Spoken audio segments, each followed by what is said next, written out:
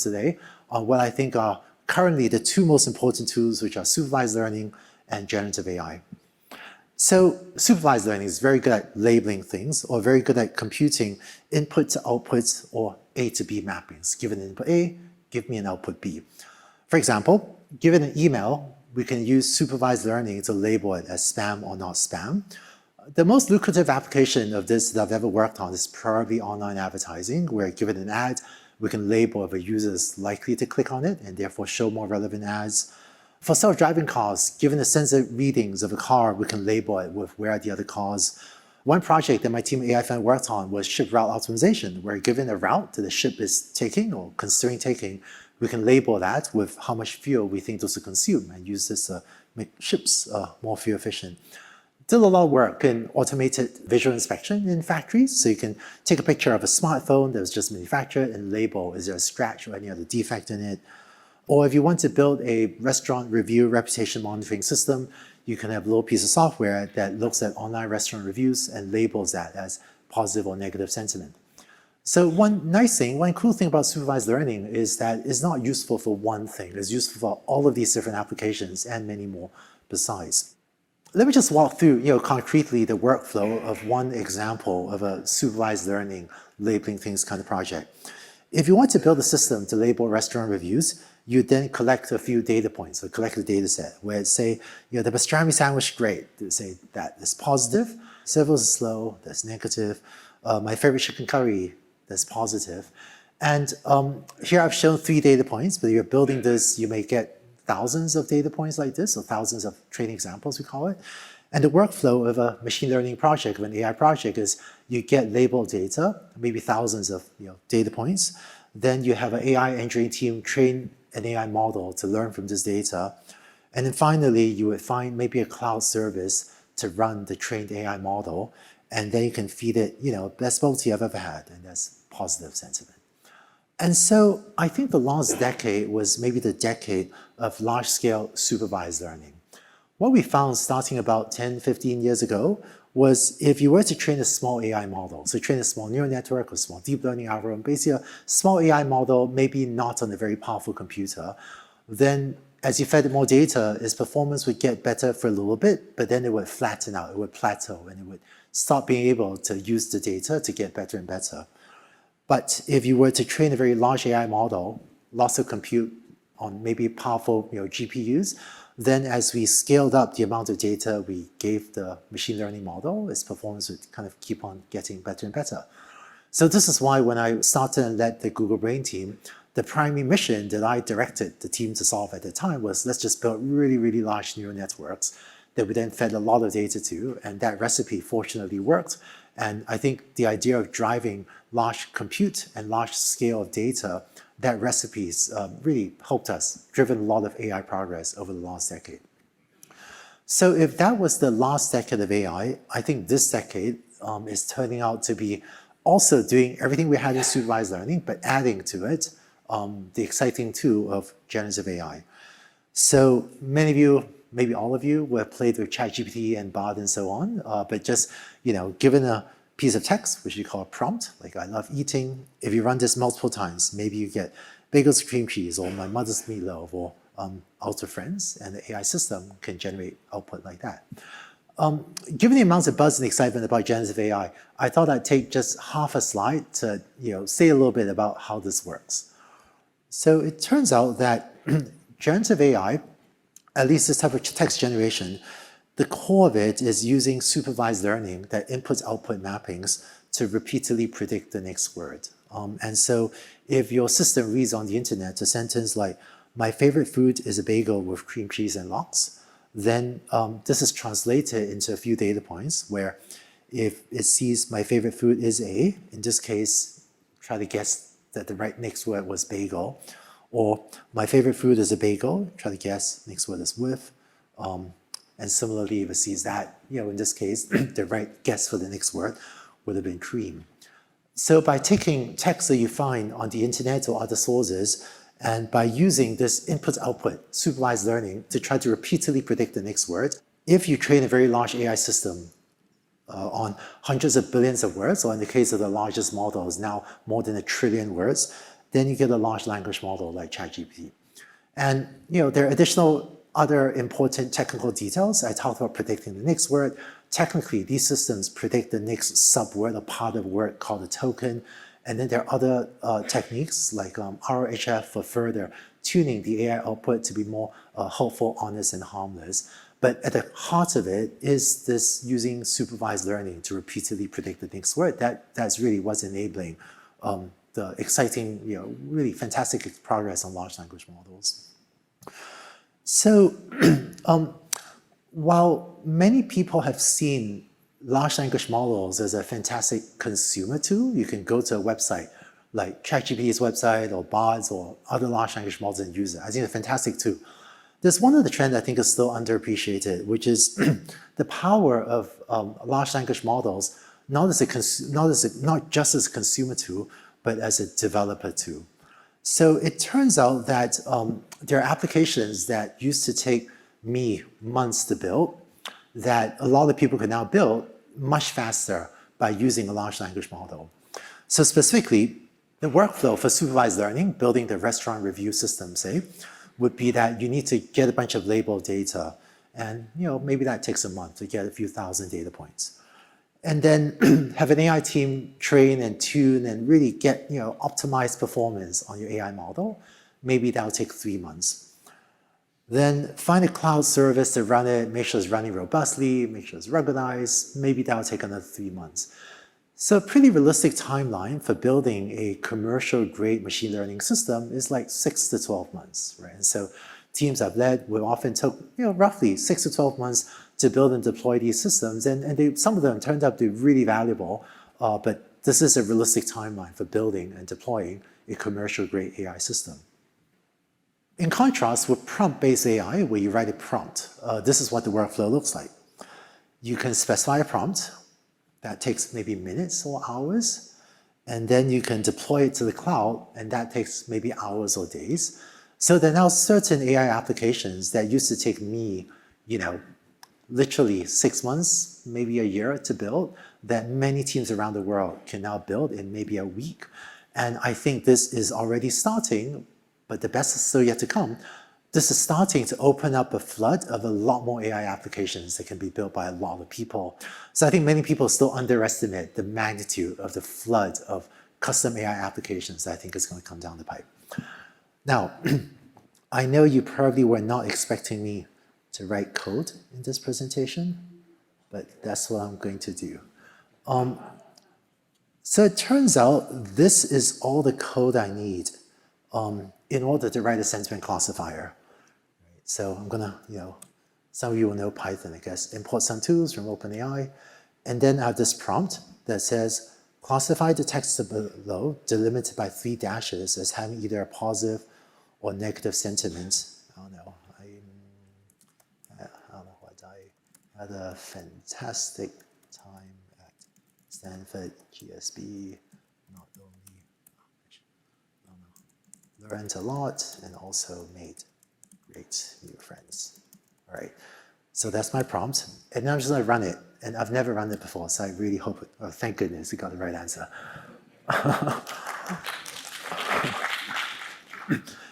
And this is literally all the code it takes to build a sentiment classifier. And so today, developers around the world can take literally maybe like 10 minutes to build a system like this. And that's a very exciting development. So one of the things I've been working on was trying to teach online classes about how to use prompting, not just as a consumer tool, but as a developer tool. So to talk about the technology landscape, let me now share my thoughts on what are some of the AI opportunities I see. This shows what I think is the value of different AI technologies today, and I'll talk about 3 years from now. But the vast majority of financial value from AI today is, I think, supervised learning, where for a single company like Google, it can be worth more than $100 billion a year. And also, there are millions of developers building supervised learning applications. So it's already massively valuable and also with tremendous momentum behind it, just because of the sheer effort in finding applications and building applications. And then generative AI is the really exciting new entrant, which is much smaller right now. And then there are the other tools I'm including for completeness. We can, if the size of these circles represent the value today, this is what I think it might grow to in 3 years. So supervised learning, already really massive, may double, say, in the next 3 years, from truly massive to even more massive. And generative AI, which is much smaller today, I think will much more than double in the next 3 years because of the amount of developer interest, the amount of venture capital investments, the number of large corporates exploring applications. And I also just want to point out, 3 years is a very short time horizon. If it continues to compound at anything near this rate, then in 6 years, it'll be even vastly larger. But this light shaded region in green or orange, that light shaded region is where there are opportunities for either new startups or for large companies, incumbents, to create and to enjoy value capture. But one thing I hope you take away from this slide is that all of these technologies are general purpose technologies. So in the case of supervised learning, a lot of the work that had to be done over the last decade, but is continuing for the next decade, is to identify and to execute on the concrete use cases. And that process is also kicking off for generative AI. So for this part of the presentation, I hope you take away from it that general purpose technologies are useful for many different tasks. A lot of value remains to be created using supervised learning. And even though we're nowhere near figuring out the exciting use cases of supervised learning, we have this other fantastic tool of generative AI, which further expands the set of things we can now do using AI. But one caveat, which is that there will be short-term fads along the way. So I don't know if some of you might remember the app called Lensa. This is the app that would let you upload pictures of yourself, and they'll render a cool picture of you as an astronaut or a scientist or something. And it was a good idea, and people liked it. And its revenues just took off like crazy like that through last December. And then it did that. And that's because Lensa was a good idea, people liked it, but it was a relatively thin software layer on top of someone else's really powerful APIs. And so even though it was a useful product, it was in a defensible business. And when I think about apps like Lensa, I'm actually reminded of when Steve Jobs gave us the iPhone. Shortly after, someone wrote an app that I paid $199 for to do this, to turn on the LED, to turn the phone into a flashlight. And that was also a good idea, to write an app to turn on the LED light, but it also wasn't a defensible long-term, it also didn't create very long-term value because it was easily replicated and underpriced and then eventually incorporated into iOS.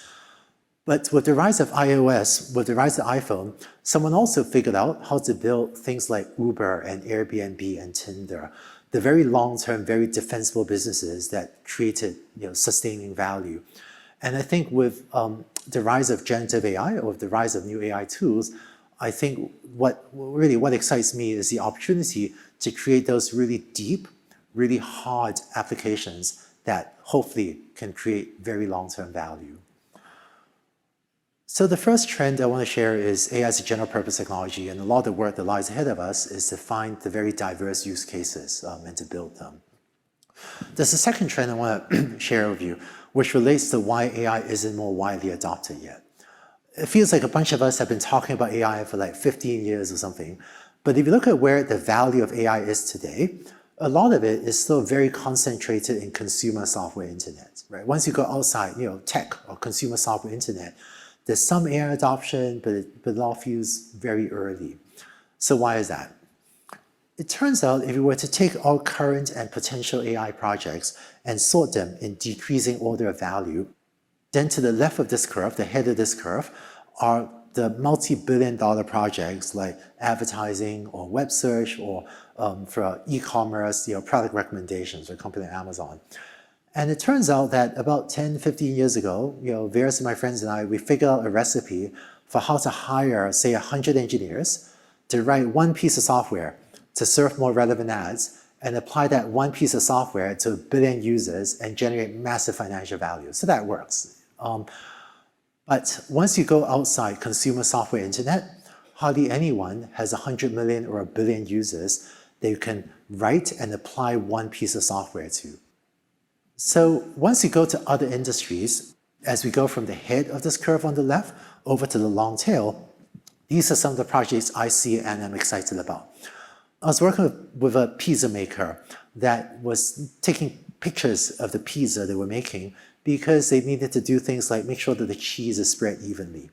So this is about a $5 million project, but that recipe of hiring 100 engineers or dozens of engineers to work on a $5 million project, that doesn't make sense. Or as another very example, working with an agriculture company that with them, we figured out that if we use cameras to find out how tall is the wheat, and wheat is often bent over because of wind or rain or something, and if we can chop off the wheat at the right height, then that results in more food for the farmer to sell and is also better for the environment. But this is another $5 million project that old recipe of hiring a large group of highly skilled engineers to work on this one project, that doesn't make sense. And similarly, materials grading, cloth grading, sheet metal grading, many projects like this. So whereas to the left, in the head of this curve, there's a small number of, let's say, multi-billion-dollar projects, and we know how to execute those, delivering value. In other industries, I'm seeing a very long tail of tens of thousands of, let's call them $5 million projects that until now have been very difficult to execute on because of the high cost of customization. The trend that I think is exciting is that the AI community has been building better tools that lets us aggregate these use cases and make it easy for the end user to do the customization. So specifically, I'm seeing a lot of exciting low-code and no-code tools that enable the user to customize the AI system. What this means is instead of me needing to worry that much about pictures of pizza, we have tools, we're starting to see tools that can enable the IT department of the pizza making factory to train an AI system on their own pictures of pizza to realize this $5 million worth of value. And by the way, the pictures of pizza, they don't exist on the internet. So Google and Bing don't have access to these pictures. We need tools that can be used by really the pizza factory themselves to build and deploy and maintain their own custom AI system that works on their own pictures of pizza. And broadly, the technology for enabling this, some of it is prompting, text prompting, visual prompting, but really large language models and similar tools like that, or a technology called data-centric AI, whereby instead of asking the pizza factory to write a lot of code, which is challenging, we can ask them to provide data, which turns out to be more feasible. And I think the second trend is important because I think this is a key part of the recipe for taking the value of AI, which so far still feels very concentrated in the tech world and the consumer software internet world, and pushing this out to all industries, really to the rest of the economy, which sometimes it's easy to forget. The rest of the economy is much bigger than the tech world. So the two trends I shared, AI is a general purpose technology, lots of concrete use cases to be realized, as well as low-code, no-code, easy-to-use tools, enabling AI to be deployed in more industries. How do we go after these opportunities? So about 5 years ago, there was a puzzle I wanted to solve, which is I felt that many valuable AI projects are now possible. I was thinking, how do we get them done? And having led AI teams in Google and Baidu in big tech companies, I had a hard time figuring out how I could operate a team in a big tech company to go after a very diverse set of opportunities and everything from maritime shipping to education to financial services to healthcare and on and on. It's just very diverse use cases, very diverse go-to-markets and very diverse, really, customer bases and applications. And I felt that the most efficient way to do this would be if we can start a lot of different companies to pursue these very diverse opportunities. So that's why I ended up starting AI Fund, which is a venture studio that builds startups to pursue a diverse set of AI opportunities. And of course, in addition to lots of startups, incumbent companies also have a lot of opportunities to integrate AI into existing businesses. In fact, one pattern I'm seeing for incumbent businesses is distribution is often one of the significant advantages of incumbent companies that they play their cards right, can allow them to integrate AI into their products quite efficiently. But just to be concrete, where are the opportunities? So I think of this this is what I think of as the AI stack. Right? At the bottom level is the hardware semiconductor layer.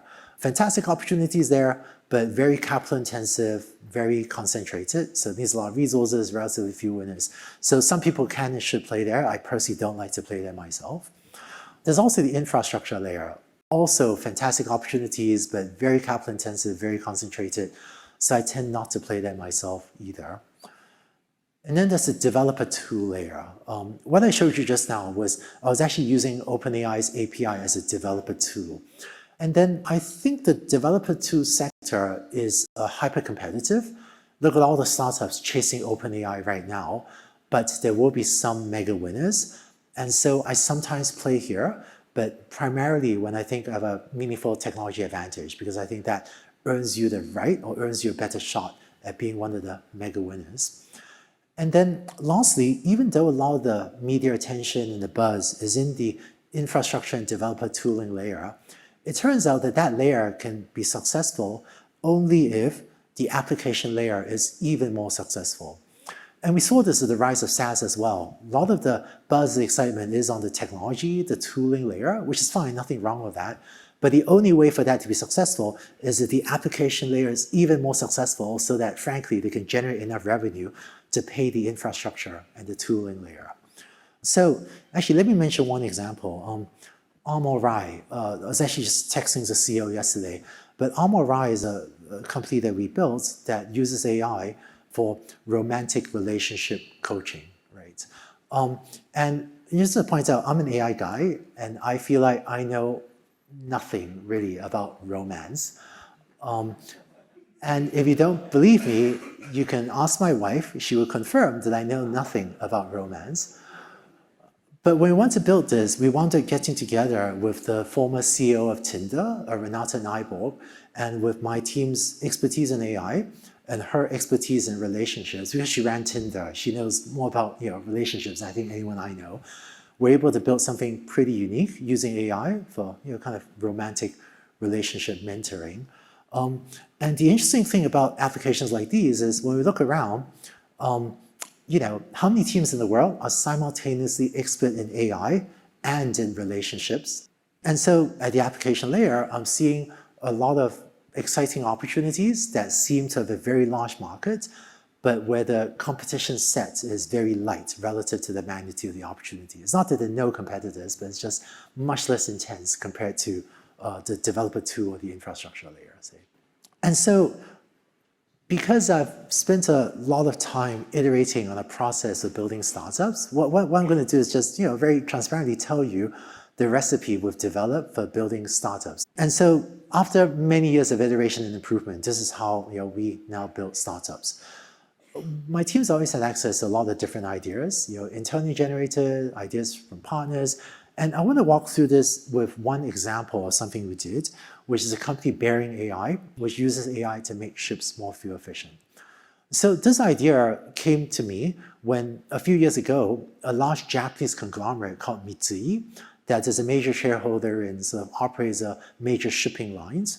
They came to me and they said, "Hey, Andrew, you should build a business to use AI to make ships more fuel efficient."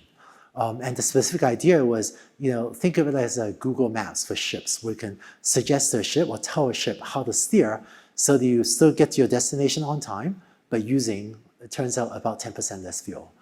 And so what we now do is we spend about a month validating the idea. So double check, is this idea even technically feasible?